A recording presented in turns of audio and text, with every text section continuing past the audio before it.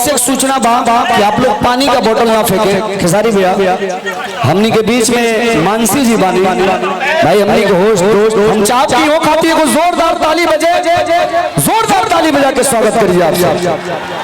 नहीं, तालियां मेरे लिए अब नहीं बजनी चाहिए, क्योंकि जब बगल में इतने hot and handsome Khesari Lal ji खड़े हो तो तालियां अगर मेरे लिए बजेगी तो फिर ये बहुत गलत बात हो जाएगा। ये बताइए, अगर हॉट हम है तो आप क्या है? अभी बोल नहीं सकते सबके सामने, लेकिन आपको क्या लगता है? आप लोग पानी का बोतल मत फेंकिए, अपने आप को फेंक दीजिए। नहीं, दिल फेंकिए, दिल फेंकिए, खेसारी लाल जी पे दिल फेंकिए आप लोग। पानी फेंक के क्या होगा? कार्य किलो था अंतरिक्ष में जाइए कहाँ? एक नंबर, जहाँ थोड़ा सा पुलई पकड़ कि तू आराम से रॉकेट की तरह उड़ जाइए। का कहल जाए मैंने तहरा दोसर, अरे हिला के गिराइबे कहाँ? बाबू हिलाओ मत न तो गिर जाई, जौन लगे बैठल बा। हम जब भी बलिया के धरती पे आते हैं, मेरा गांव तो बगले में है, तो मुझे कभी ये महसूस आप लोगों ने नहीं होने दिया कि खेसारी आपके घर का बेटा नहीं है। हमारे बड़े भाई राघवेंद्र भैया, जिनके सौजन्य से कार्यक्रम हमेशा, और मेरे बड़े भाई उमा शंकर सिंह जी, आज हमनी के भतीजा के रिसेप्शन में बनी जा, और एक कार्यक्रम हमरा बजाते जे भैया के घरे जब कार्यक्रम होला तो उमा शंकर भैया कार्यक्रम ना करावेले, यज्ञ करा देले। ये सौभाग्य इस धरती का है कि उमा शंकर सिंह जैसा बेटा पैदा किया है कि आज आप लोगों को इतने सारे स्टार आप सामने से देख पा रहे हैं, लोगों का प्यार ले पा रहे हैं, अपना आशीर्वाद दे पा रहे हैं। तो दिल से धन्यवाद पूरे कलाकार जाति से।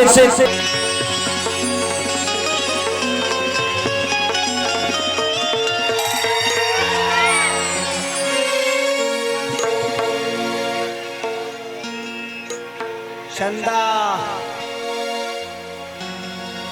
ये खाली लोगों के लिए कर रहा हूँ, सीरियस मत होना। हाँ भाई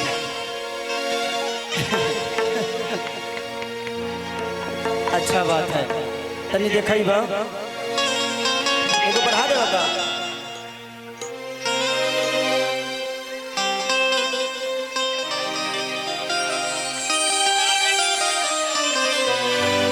ये गाना मेरे बहुत अजीज मित्र, मेरे भाई, मैंने बहुत प्यार करता हूं मैं। आप लोग 82 विधा देखे होंगे अजीत हलचल जी को।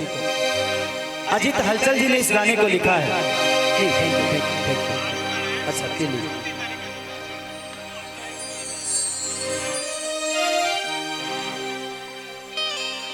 इस 4 सालों में कितना कुछ खोया, कितना कुछ पाया पता नहीं, बट आप जैसी महिला को कौन खोना चाहता है? तू तो जिंदगी में यही दो समस्या के हाल बन के,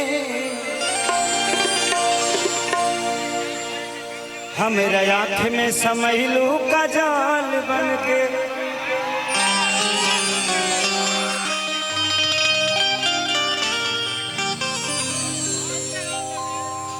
किए काजल तोहर तो एक खेसरिया के दिल में आना जाना भाई, तोहके पाता नहीं खे पूरा बलिया दीवाना भाई।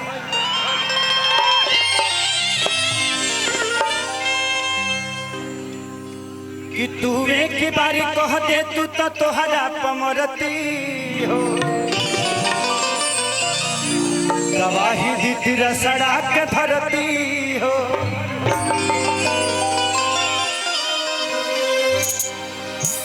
कि हम तो बहुत पछतैनी हो,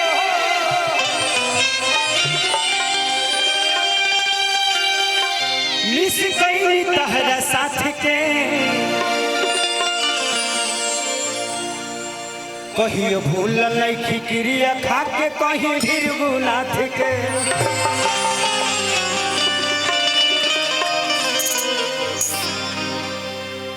खेसरिया खुद में एगो राइटर है कि जहाँ जाइबू ताजा ए सनम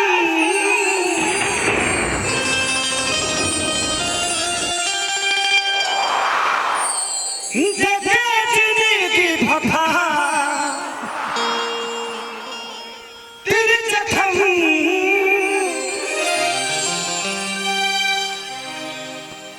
कि जनी सोचा हमारा बारे में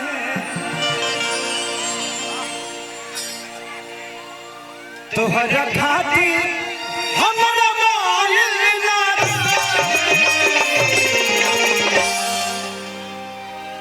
कि प्यार कल ही बरसो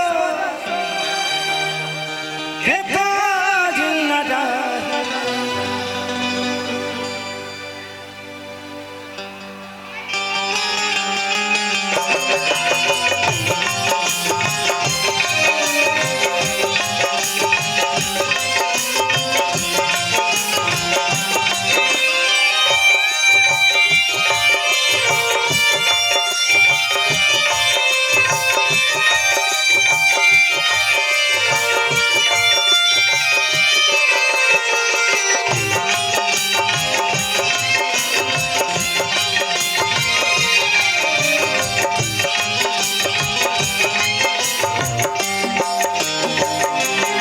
चलिए हमारे बड़े भाई भानु भैया की तरफ से बहुत पुरस्कार।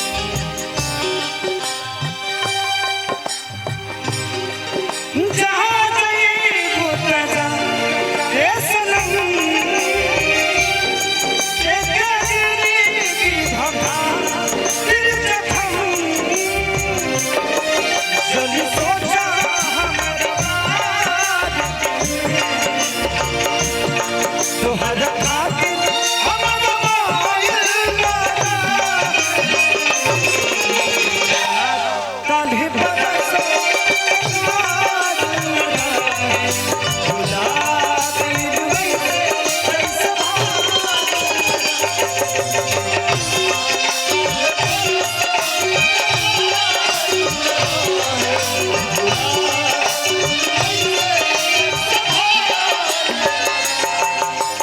कल ही बरसो हे काबिल लगा भुला गइल वैसे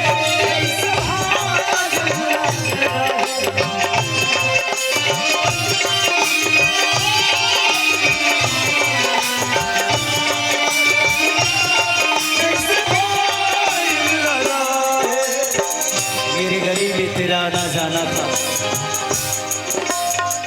मेरे गली में तेरा आना जाना था एक तू ही दीवानी नहीं मैं भी तेरा दीवाना था जिंदगी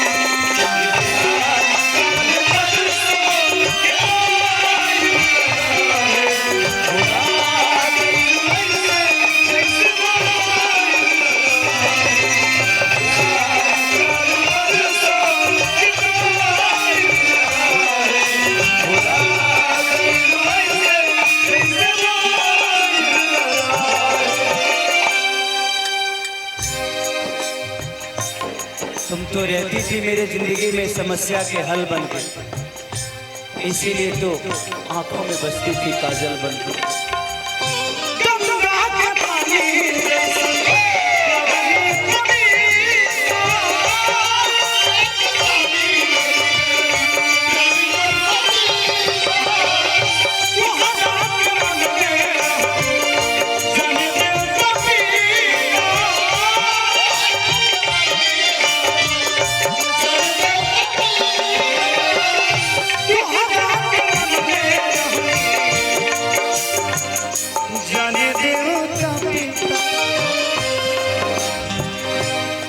तुझसे पगले हूँ दिल में हमारा, तुझसे पगले हूँ दिल में हमारा।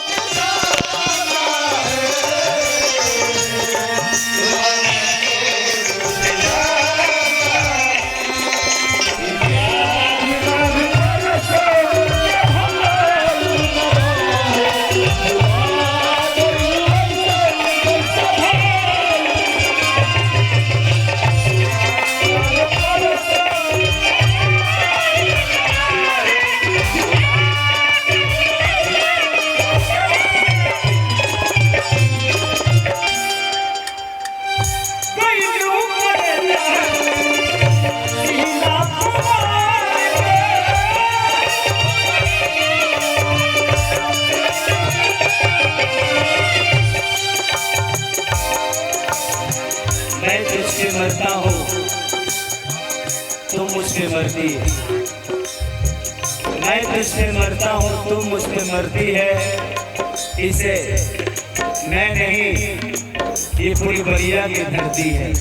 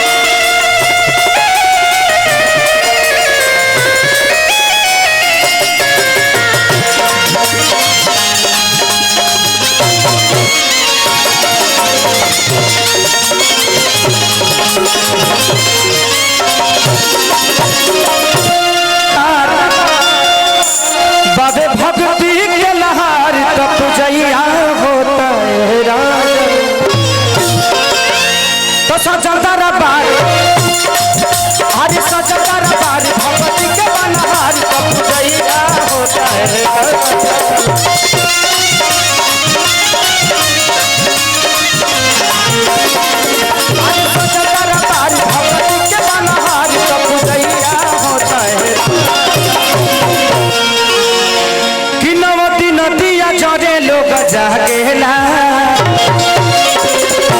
अगर हम सब लोग बैठ जाएंगे तो बड़ा मजा आएगा। ये कार्यक्रम और ये बोतल फेंकना फेंकनी बंद करिए, नहीं तो ये कार्यक्रम चल तो रहा है लेकिन चलेगा कितना देर इसका गारंटी नहीं है। तो ये बोतल वोतल मत फेंकिए आप लोग प्लीज। हाँ बाबू एक नंबर एक नंबर।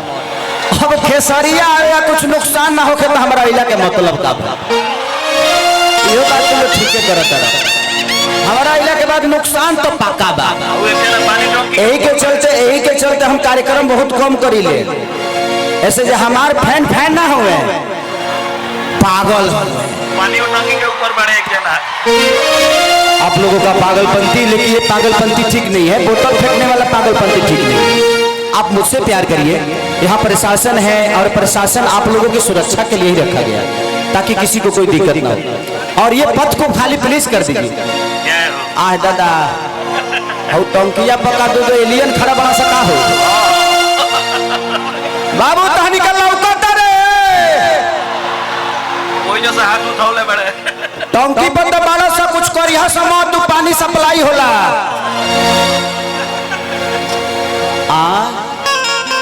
क्या नाम है बेटा? क्या नाम है? तो ते नाम ना बतेबे तो तोरा माई लगे के ना पहुंचाए। भाई देखिए कोई आदमी है फिल्म रिलीज करके रोड पे छोड़ दिया है। प्लीज आप अपना पोस्टर संभालिए। रुक जो ही रख तोरा माई के रोक रोक सर। आप पानी फेंकेंगे और यहाँ कैमरा चल रहा है और कैमरा चल रहा है। कोई भी कैमरे में आ जाएगा ना तो आप लोग को दिक्कत होगा। मैं नहीं चाहता कि आप लोग को दिक्कत हो। आप लोग मेरी जान हो। प्लीज बोतल वोतल मत फेंका करिए भाई। ये जिसकी भी ताली बजे जोरदार।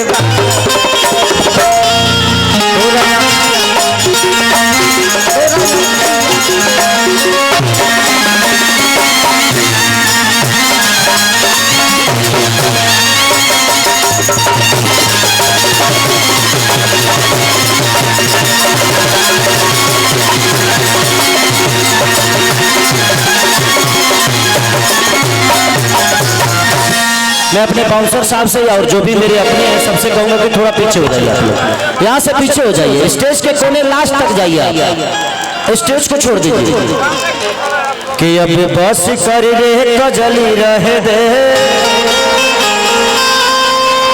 दर्द दिल बाड़ी पहले सहे दे। चलिए काजल रघवानी जी, आज मुझे लगता है कि 4 बरस बाद हम लोग एक दूसरे के साथ स्टेज पे मिले। ऐसे तो हम लोग हमेशा काम के माध्यम से बम्बे में भी मिलते रहते हैं। अरे है नहीं बरसात 4 साल बाद मिलन भइल बा। काजल जी कुछ बोलेंगी?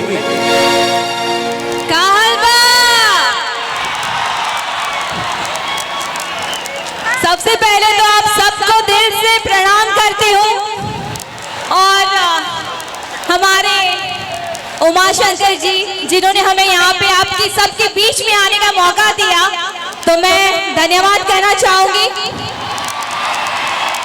आया सुन लहका हो तुम जख्मी है दिल बड़ो। बहुत अच्छा लग रहा है एंड बस यही कहना चाहूंगी 4 साल बाद हम साथ में आए हैं तो आपके दिलों में और हम सबके दिलों में धमाल मचेगा। जो आप चाहेंगे वैसा धमाल मचेगा, है ना? कि टूट जाही राजा जी, कि टूट जाही राजा जी पलंग सागवान हो जाए कि तनी सूट द चदरिया तानिक तानिक तानिक